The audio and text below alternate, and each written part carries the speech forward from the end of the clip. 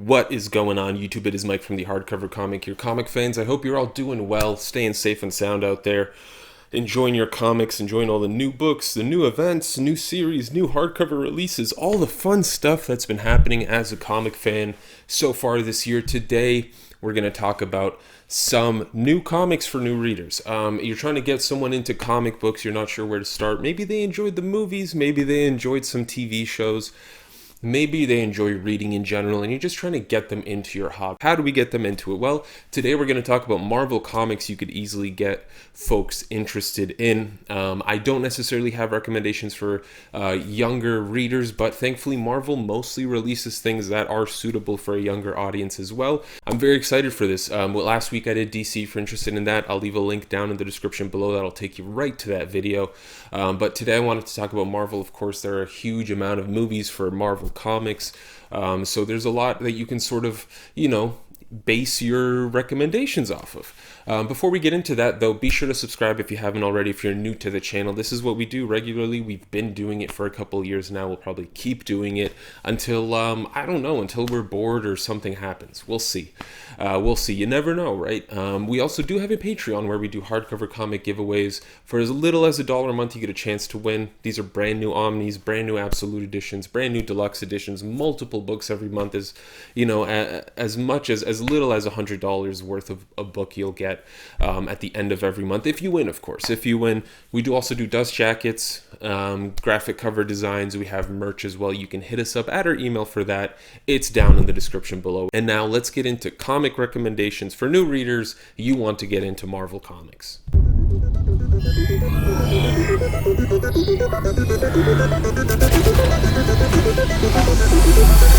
Now, I'm going to say it outright, I am not as well versed in Marvel as I wish I was. I'm not as well versed in it as I am in DC, but I do have a lot of really good titles to recommend. At one point, I was new to Marvel. At one point, I was getting into Marvel Comics, and I didn't have all these movies to get me sort of hyped up about it, right? But really, my first recommendation, it's kind of tough for me because I wish I could start with an Avengers run, but unfortunately with me and Avengers, I've never found a run or a series that really stuck with me. The closest thing I would get to is a Kurt Busiek, George Perez run. I really had fun with it. You're not really entirely sure what's happening at the start, but as with most comics, sometimes you just gotta give in to the fact that, I'm jumping into a story that's in the middle of someone's life right now, and I'm going to put the pieces together as we go along. That's sometimes just what it is. And with Avengers, again, unless you go back to like Stan Lee, it's kind of tough for me to recommend something. For me personally, with Avengers, I started off by reading the Jonathan Hickman run, which is not necessarily very welcoming for new readers, but I think if someone's enjoyed the movies very much and is very well versed in the movies, I think they would enjoy Jonathan Hickman's run on Avengers. There are a lot of characters introduced here. I didn't know a lot of these characters. I made it through. I fell in love with these characters. I think other people can figure it out too, if I could. We'll sort of work our way through some of the Avengers now. We'll start with Captain America. For me personally, Captain America, the #1 run I recommend people check out is the Ed Brubaker run. This was the run that I got into Captain America with in the comic book medium. There's, again, a lot going on. But this is a great book for someone who knows something about the Marvel Universe. If they've seen the movies, they know who Red Skull is, they know some of the other characters. The Ed Brubaker run is where the Winter Soldier got introduced in the comic book world, to the world in general, honestly. It's the first appearance of the Winter Soldier.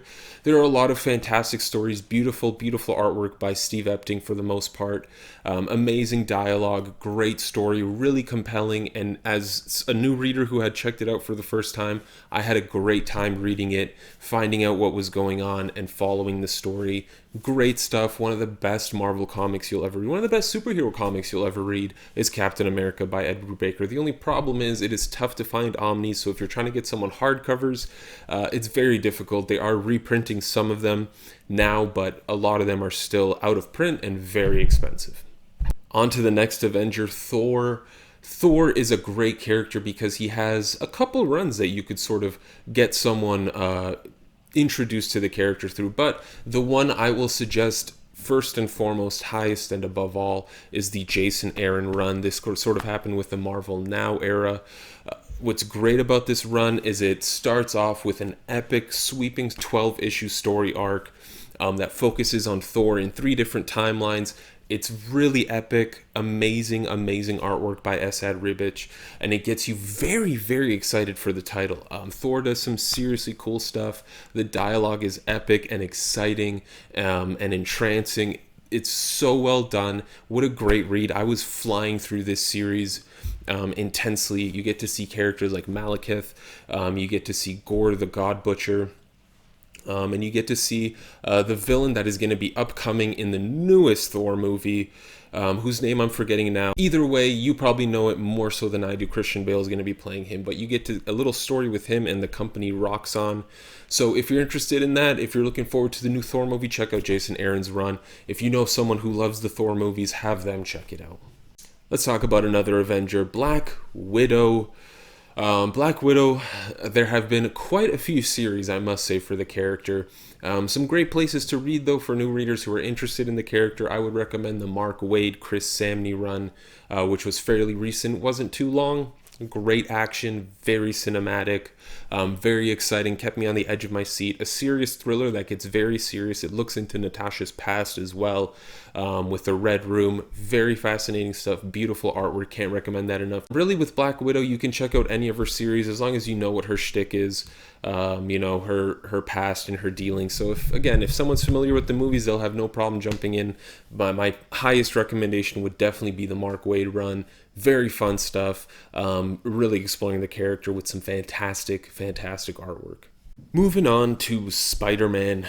Spider-Man, another character with a ton of great places to start. With Spider-Man, I actually would recommend going back to Silver Age, reading the original Stan Lee, Steve Ditko material. Really great stories, really set the foundation for Spider-Man and who he was going to become as a character up until the present day, really. Aside from that, I would really recommend the J. Michael Straczynski run. Not the most new reader friendly, but new reader friendly enough where they will be able to enjoy it. And the third recommendation for Spider-Man, which is sort of where I started myself, is the Dan Slott material. Dan Slott wrote Spider-Man for about 10 years, so you're going to have to go quite a way back, but it's totally worth it. A really great run. You get to really see Dan Slott connect with Peter Parker and Spider-Man as a character, Mary Jane, Aunt May, all the characters involved with Peter Parker's life. You do also get an era where Peter Parker is no longer in control of his own body. I won't spoil anything more than that, even though it is almost a decade old at this point. Very, very good stuff. Great artwork throughout. A lot of really amazing talent worked on the title with Dan Slott. A lot of great events and crossover stories and new introductions to the Spider-Man universe. Great stuff, really fun. It's going to take you a while to read it all, but it's a great journey all the way through. Since we're talking street level bad boys, let's talk about Daredevil, another very intriguing character for people, a character that gets a lot of people into Marvel Comics.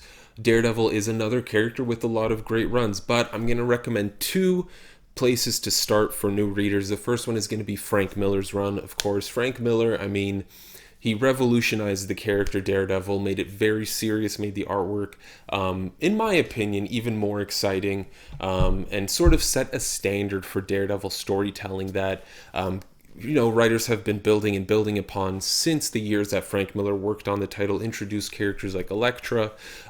Really great run. What's cool about Frank Miller's run is, aside from the work that he did himself as a writer and an artist on the ongoing title, there are also great minis that will get a new reader excited about the character of Daredevil. The first one would be Man Without Fear, which, if you've seen the show or you know the person you're recommending new comics to has seen the show, they'll greatly appreciate that story arc, sort of the origin of Daredevil and Matt Murdock becoming Daredevil. And then you've got Born Again, written by Frank Miller with artwork by Dave Mazzucchelli, which is just one of the greatest comic book stories ever told. Another exhilarating tale to get someone really into Daredevil. And my second recommendation is going to be the Brian Michael Bendis run. A lengthy run as well, not the shortest run. And honestly, I would sort of give it the spiritual successor of Ed Brubaker's run right after that. What's cool about the Bendis run is the new reader will get introduced to a whole bunch of characters. Although the Frank Miller stuff doesn't feel too dated. It feels a little dated. Thankfully, the Bendis stuff feels a lot less dated. And again, you get introduced to a lot of really cool characters. You get some witty dialogue, some exciting dialogue, some great stories, incredible artwork. You get that feel of Daredevil with some amazing storylines with very dire consequences, and probably the best work that Brian Michael Bendis has done, which is not something I say very often. I don't usually praise the man, but today I am absolutely going to when it comes to his Daredevil. That's what I read when I first started reading Daredevil, and it made me adore the character more than I ever thought I would. Let's move into the mutants a little bit here and talk about Wolverine, everyone's favorite knucklehead. Wolverine, another great character. One of the first Omnis I owned was a Wolverine Omni. It was the Mark Millar Omnibus. What a great time. It collects 18 issues total. It's very difficult to get, but Mark Millar's run in total is 18 issues of Wolverine. 12 issues he did within the Wolverine ongoing series. I forget what issues it was, but I'll post the first one here somewhere. And so you'll be able to see that with artwork by John Romita Jr., Enemy of the State, and I forget what the second storyline was called, but awesome stuff. Your new reader will get introduced to Gorgon. They'll get to see a little bit of Wolverine's past, a bunch of characters in the Marvel Universe that Wolverine crosses paths with throughout the storyline. And then in the second story, Old Man Logan, one of the most legendary Wolverine storylines out there. Someone who's seen the Logan movie will very easily gravitate to Old Man Logan. Beautiful storyline with gorgeous, breathtaking artwork by Steve McNiven. Undeniable storyline. I can't recommend a better place than Mark Millar's run on Wolverine. I would also say the Chris Claremont, Frank Miller story is fantastic, although it is only 4 issues. So if you know someone who wants a slightly shorter story, that may be the place best suited for them. Great story. Now, X-Men in general. Although I didn't like it, I'm going to say it. Chris Claremont's run on X-Men. Again, I forget the issues. I'll post the first one here so you know where to start or where to recommend starting for somebody. One of the most, probably the most critically acclaimed run on comics ever. Revolutionized the X-Men, changed mutants in general, and really changed comics for a huge portion of the creators out there. Chris Claremont's X-Men, a massive sweeping tale that introduces you to a plethora of new characters, a beautifully interwoven story that if you can sit through all the dialogue and you enjoy it, will be one of the greatest experiences of your life. It didn't work for me personally, but I know a lot of people adore the run, and so I gotta give it the credit there. There's a reason people love it so much. I'm clearly the problem here. But for me personally, the place I started reading X-Men was Astonishing X-Men by Joss Whedon. I wasn't necessarily even a fan of Joss Whedon. I had just heard that Astonishing X-Men was really damn good, and so I checked it out. Was not disappointed at all. Joss Whedon's Astonishing X-Men is a great place, especially if you know someone who enjoyed the X-Men movies. They will love Astonishing X-Men by Whedon. It's very true to the characters. John Cassaday's artwork throughout the run is spectacular. The story is cinematic, very widescreen, a lot of really great, witty, and economic dialogue. What I mean by economic dialogue is you're not overusing words, you're not doing what Bendis does, where it's just vomit all over the page, or you're not doing what I'm doing now, which is just spewing nonsense out into the internet. Can't recommend Joss Whedon's X-Men enough. Fantastic place to start reading X-Men if you want something with less chatter, more modern. The other mutant I'm going to talk about is Deadpool, a very, very, very popular character with many stories, many issues. Deadpool has become a household name, oddly enough, something I never thought would have happened. And he's had probably he's probably had the most miniseries and series ever, period. So for me personally, my favorite place to read Deadpool, my favorite story to read Deadpool, is going to have to be Deadpool by Joe Kelly. A very tough omnibus to get, but if you can get it on Comixology, read it somehow. It's so fantastic, hilarious, heartbreaking, action-packed, fantastic artwork, a lot of Ed McGuinness in there. Great stuff, brilliant work. Truly the best Deadpool I've read in my life. Uncanny X-Force by Rick Remender had a great, but anyway, solo Deadpool. And what's great about this is you get some backstory for Wade Wilson. You get to see other characters in his life. You get to see him build a relationship, have it torn down. A lot of things that happened in the movie as well. The movie took a lot from Joe Kelly's run, and so this is why I make that recommendation. If you know someone who adored the movies, they will adore the Joe Kelly run. I can't personally recommend it enough. It's one of my favorite stories ever. Another honorable mention for Deadpool and Cable as well is Cable and Deadpool, or Deadpool and Cable, however it's branded now. Fantastic story. Again, a brilliant story that really makes you fall in love with Cable and Deadpool as characters. You get to see how they interact with other characters as well. A lot of tense moments, emotional moments, fantastic stuff. Some of the best Deadpool you'll read. A character who has become overinflated in the comic universe, but there is still some gold underneath his inflated ego. The last thing I'm going to recommend from Marvel Comics is another huge intellectual property they recently received. Their Star Wars material. It's been brilliant. They're releasing a whole bunch of new Omnis, collecting it.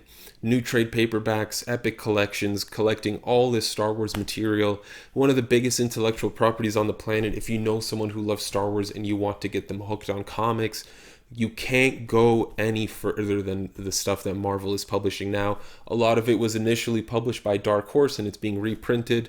The current stuff that Marvel has been doing, taking place in between various movies, has been brilliant, whether it's Darth Vader, Star Wars, Kanan, Dr. Aphra. Any of the titles they've been doing have all been wonderful.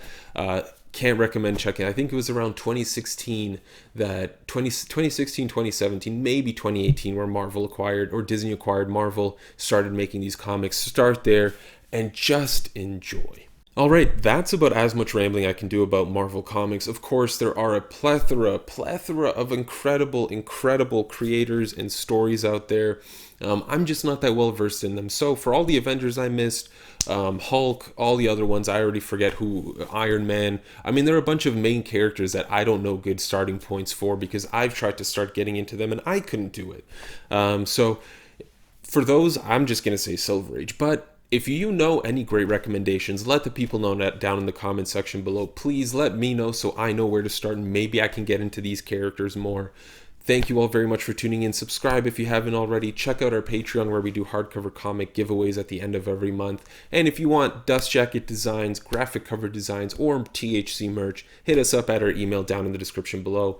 Thank you all very much for tuning in. Until next time, as always, this is Mike from the Hardcover Comic. You stay classy, Internet.